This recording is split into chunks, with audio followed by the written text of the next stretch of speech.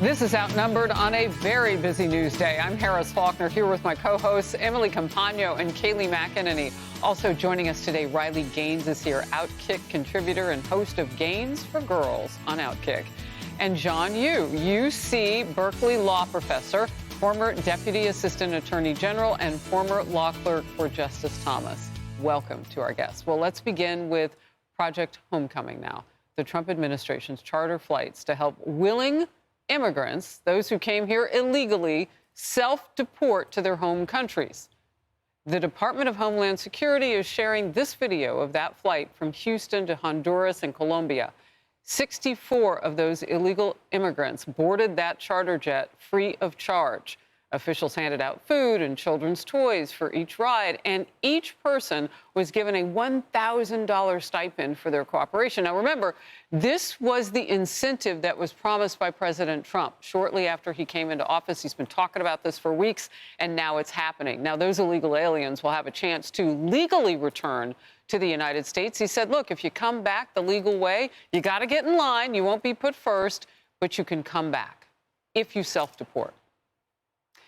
DHS Secretary Kristi Noem posted this picture of two women sharing a hug before boarding their flight. And this man was all smiles before boarding as he headed back to his home country. Secretary Noem talked about her self-deportation program during a Senate hearing last hour. For us to deport someone, that we have to go out and find that individual, arrest and detain them and remove them from the country, it costs upwards to $17,000 if there isn't, more delays than the normal process. That's why we're encouraging people to self-deport. If you are here illegally, we recognize that you may have been here for a period of time, but if you want to leave and have the chance to come back someday, leave on your own. We will facilitate that. We'll buy you a plane ticket. When you land, we will give you $1,000 that you can get started with and provide for your family. That cost of self-deportation is $4,500. So much, much more cheaper for the American taxpayer in how we make sure that we really are following our laws and that the people here in this country, the American citizens, are treated with the respect that they're due by coming here through the legal process and being a part of our future.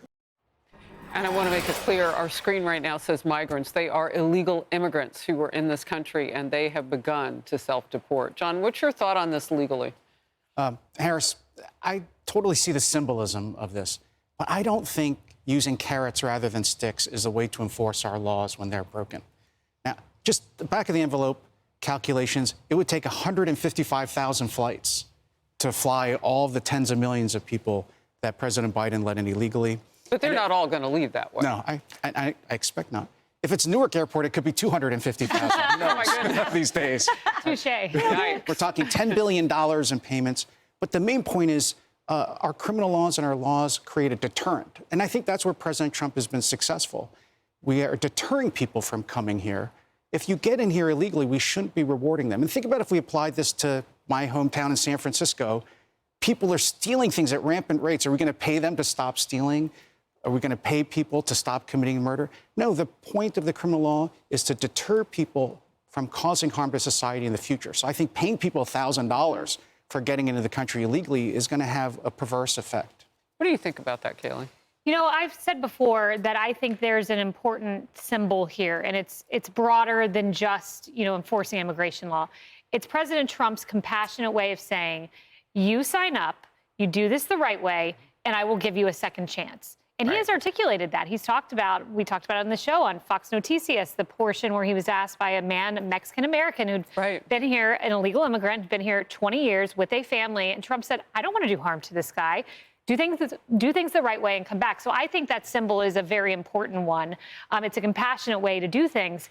And I think what President Trump was doing today on your program, throughout the hour, throughout the day, really, when he has stepped up to the microphone, he's driven a consistent message. And it's about the auto pen. And he's talked about who would take that pen and sign this away, sign away our border security. Who would take that pen and do that?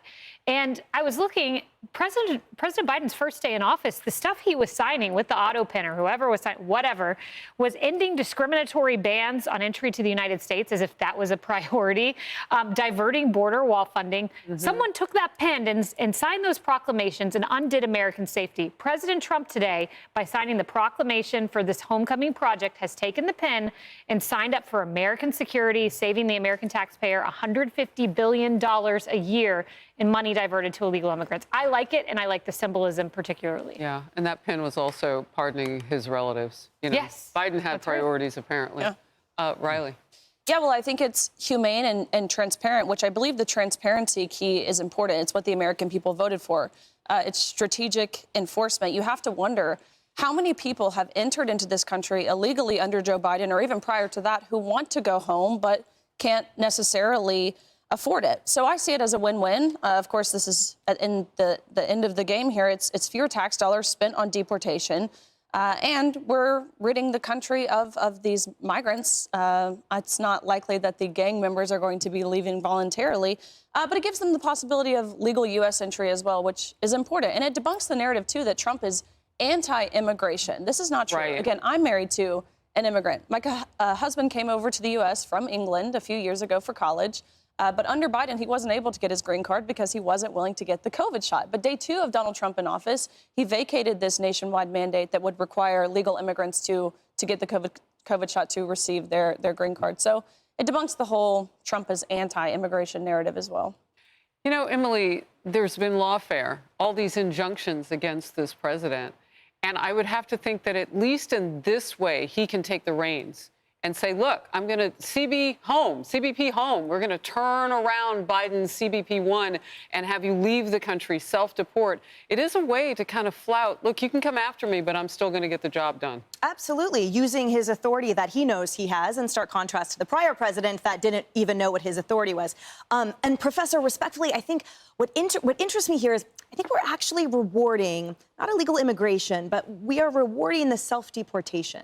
And I note that it sort of appears to be 3 doors, a choose-your-own-adventure, essentially, for the illegal immigrant. And tragically, the compassionate cruelty under the prior administration, their option was sexual assault, rapes, theft, beatings, horrid, deplorable conditions that were paid for by the taxpayers in the United States, but yet they were truly in like squalor for the entire time. And that was their option under the cartels, under pain of death or violence for their families if they didn't take them up on it.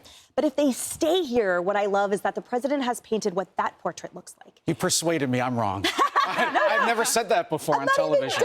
Done. But yeah, I feel like, you know, we showed through the enforcement mechanism of the DOJ, essentially, like, if you stay here, these arrests are going to happen. But look, we'll give you stuffed animals and the like to leave. So I see the comfort that these illegal immigrants have, the safety they have to get home safely, to me seems priceless. But I'm curious your thoughts on John, that. I think you got outnumbered.